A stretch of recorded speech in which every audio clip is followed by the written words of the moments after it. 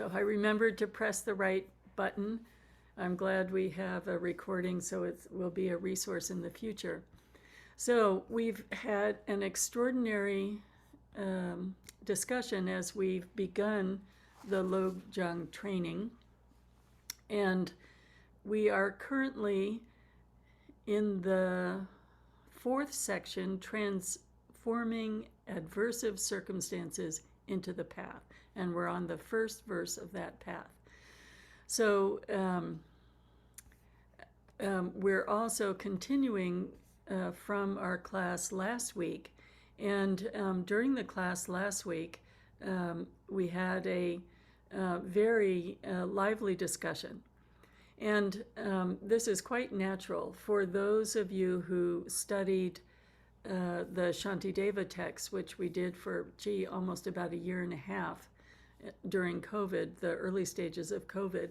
If you remember, he had this way of teaching where he would say something, it would be quite inspiring and aspirational, and the next verse would be, but. And so the discussion at the last class was sort of that, but, I'm not sure, but.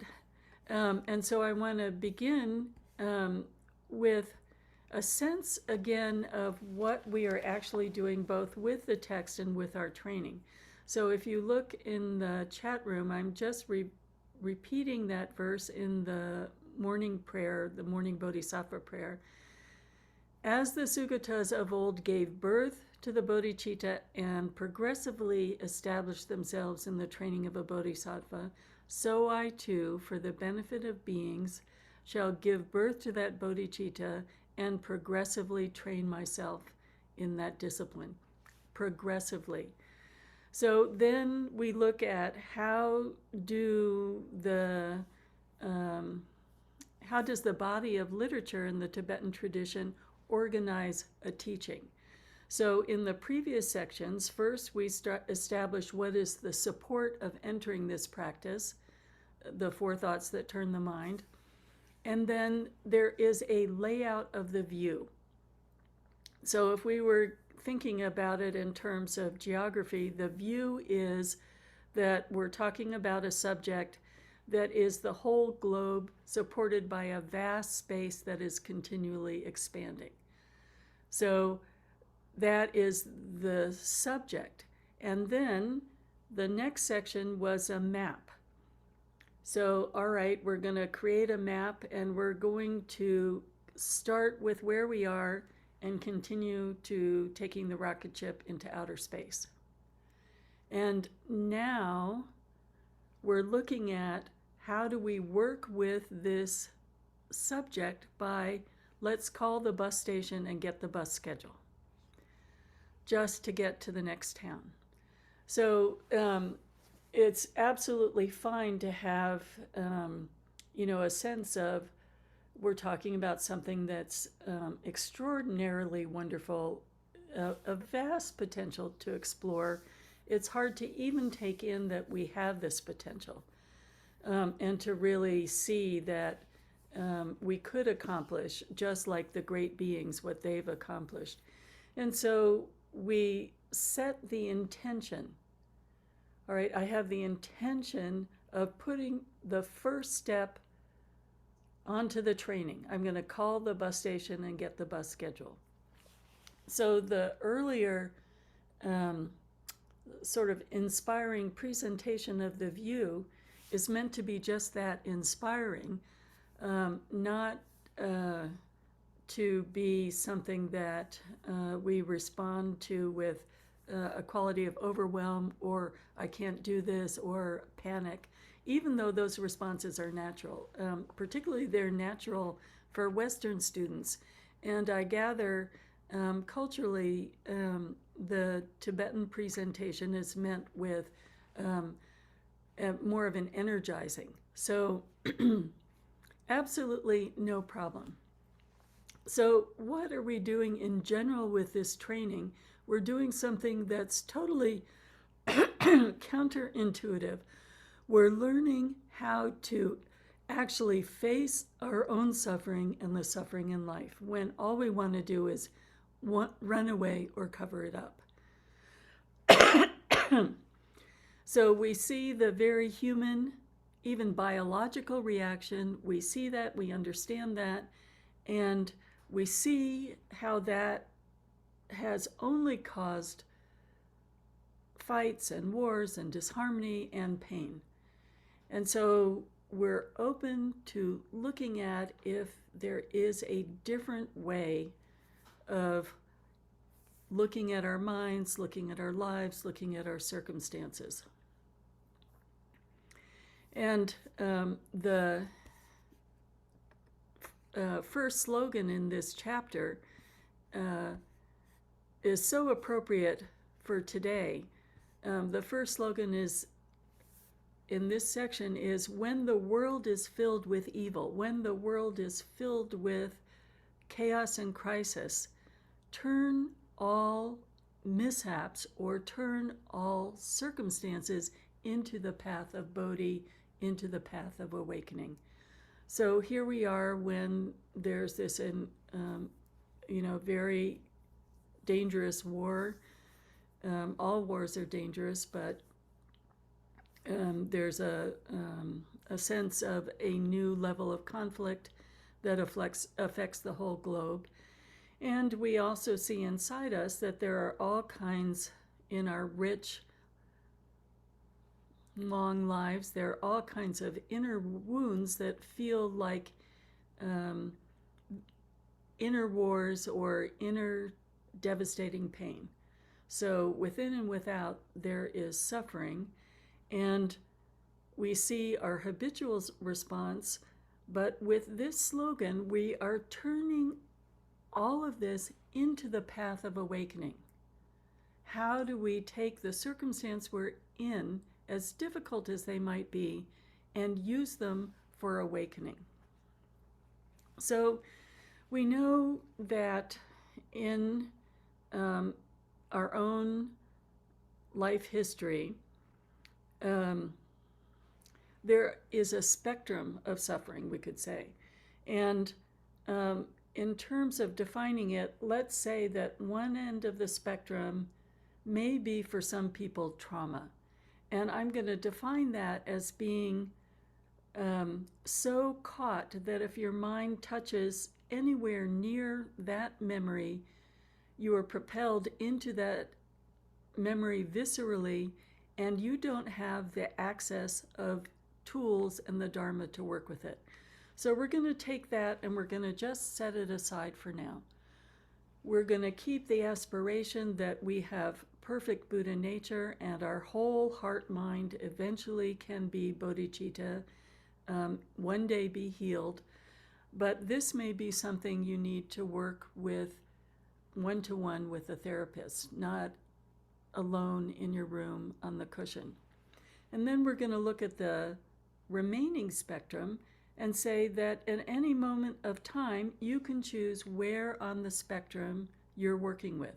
So in times of evil, transforms all mishaps into Bodhi could be an irritating family member or an irritating neighbor or office worker, not anything on the spectrum that is beyond your skill level in this moment.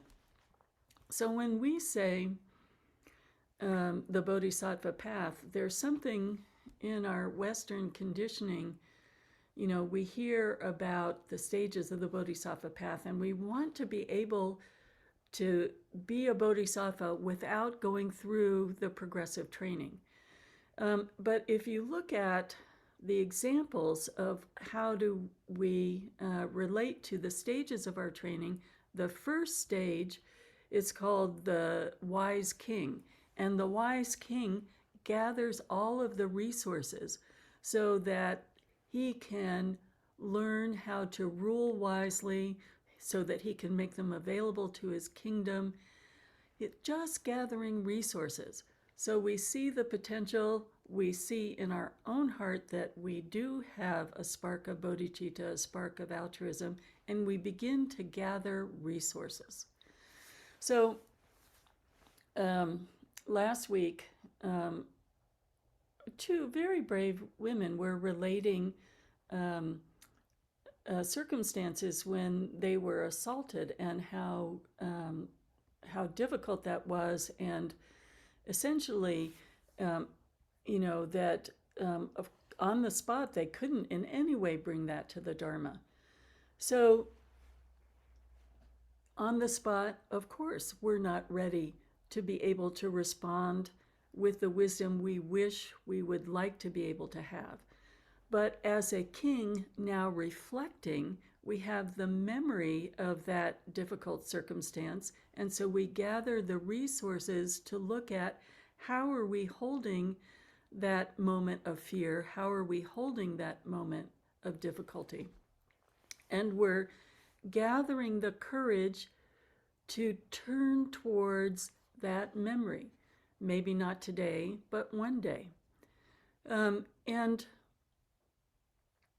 if we examine our heart-mind, we're aware that this pain that we're carrying, of all the different kinds and qualities of actions we have done, actions that affected us, cultural views that have affected us, all the different kinds of shocking or hurtful moments. We have a huge accumulation of lots of different kinds of things like that.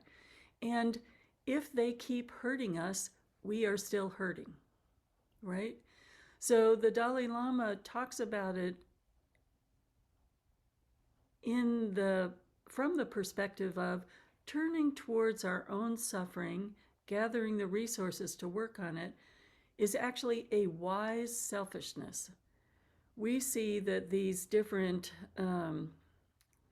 emotions that are uncontrolled in us and the different hurts in our life, they are actually an ongoing pain and an ongoing shut down quality of our heart mind, and that actually hurts us. So a wise selfishness, even though it's a little scary to look at ourselves so bravely and so transparently, we have the sense and understanding that it is a potential of assuaging that inner hurt. And so that can help us turn and look at some of the difficulties that we've faced in life. So this is the first of the slogans. And essentially, when the world is filled with evil, transform all mishaps into the path of Bodhi, is saying we're going to cultivate a new attitude that we're going to turn towards, and we're going to see where is the path in this moment. It's just as simple as that. We see something outside, like watching the news, or we come across a memory. Where is the path of Bodhi? So for instance, probably everybody is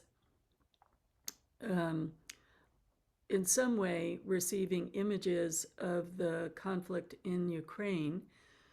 And we could just say, how do we turn this into the path of awakening? What resources do I need, and what can I do in this moment? And we might respond in one or two ways.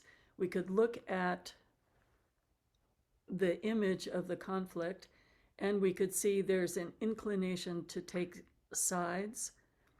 We could see there's an inclination that's encouraged by the news to take sides in terms of how our individual nation is responding. And there could be a way of seeing an image in the crisis and saying the Amitabha prayer, the prayer we say at the time of death, or the Amitabha mantra, Om Amideva Hri, or the compassion mantra, Om Mani Padme Hum. How do we freshly look at any moment in our circumstance, whatever it is, and say, how do we take this moment into the path of awakening? One of the lovely things about the Tibetan culture is they have a phrase that's as automatic to them as God bless you is to us when somebody sneezes. So whenever they see anything, hear anything, a little child crying, and a little animal injured, something on the news, a story they're being told, their automatic response, or the automatic response of this one lovely teacher I know, Lobsang Samten, I just noticed he was always going ninjay, ninjay, ninjay, ninjay. And that's a quality of compassion. So there was a different kind of habitual response. Instead of fear, instead of turning away, instead of I need to fix this, just ninjay, ninjay. So I hope that starts to remind ourselves as we look at how all the following slogans will invite us to question our habitual patterns and give fairly unsettling at times instructions. But these instructions are so that every moment, every occurrence in our lives, we can eventually see for what it is and bring to our Dharma path. And it also is an encouragement to us as a Sangha in that, let's say, in our group, whatever you associate as your family, your team, your group, something happens and you can see your group starting to take sides and you want everybody to be on your side. As a Sangha, we're also turning that habitual response into separating into tribes or to teams to, oh, honey, ninjay, how can we bring this to the path of Dharma? Let's not divide into teams and tribes and sides. Let's look at the path of Dharma, the opportunity of Dharma arising in this moment.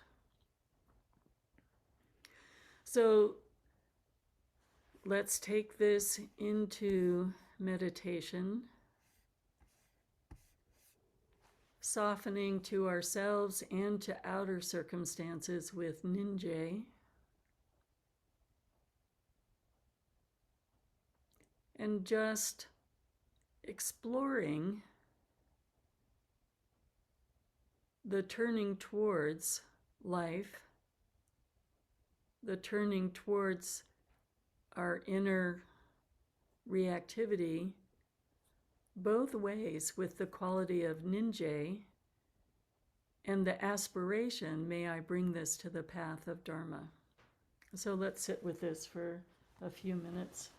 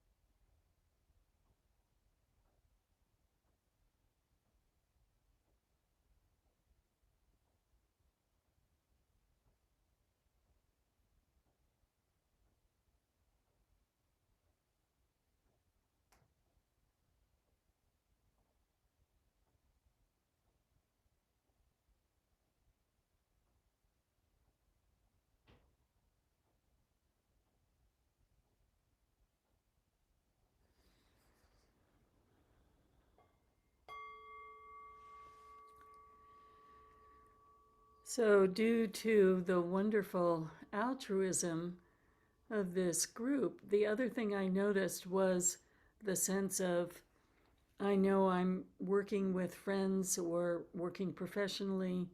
How can I ask others to do this? And if you look at the example of the king, he's gathering resources. He's not doing something he has not yet accomplished for himself. So the second example is the example of a ferryman. So the ferryman has some skill and can carry a small group of people with him on his raft. So there's a sense of this training not being about what if, or how can I tell others, or what about this situation. It's getting skill in your own life, and then with the realizations that you've accomplished with your own training, then working skillfully with the capacity that you have. And then the third example is the shepherd, and the shepherd has a huge flock, no longer is really concerned about his or her own training. He's just saying, please go ahead, please cross the river before me, get to the water before me. There's no longer a sense of concern for his or her own safety, progress, etc., etc. Now his heart mind is completely expansive because his training has progressed to that point. So I want to give a few minutes in the breakout rooms because we had such a wonderful discussion last week, or the liveliness, and it was just in the last couple of minutes. So I'm going to put, let me see, some small groups together so each of you can express a quality, maybe an aspiration of how you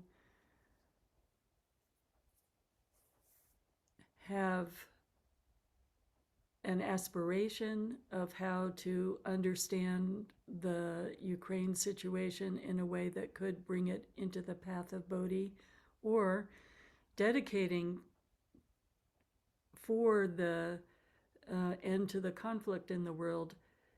You might have a reflection of how you might want to look at one seed of anger in your own heart, or one circumstance that you feel is a warlike area of your heart that you're going to bring to the path of Bodhi in some way.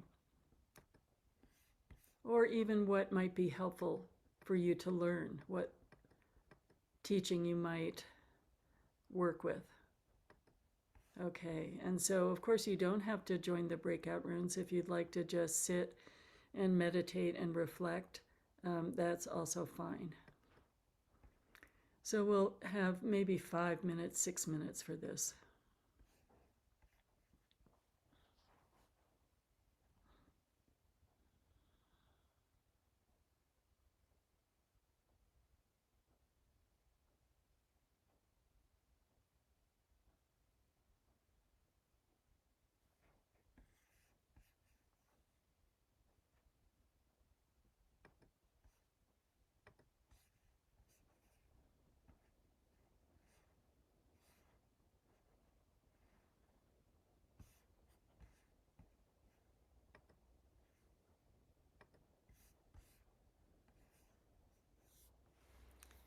Okay, so those who have not joined, if you'd like to sit and reflect.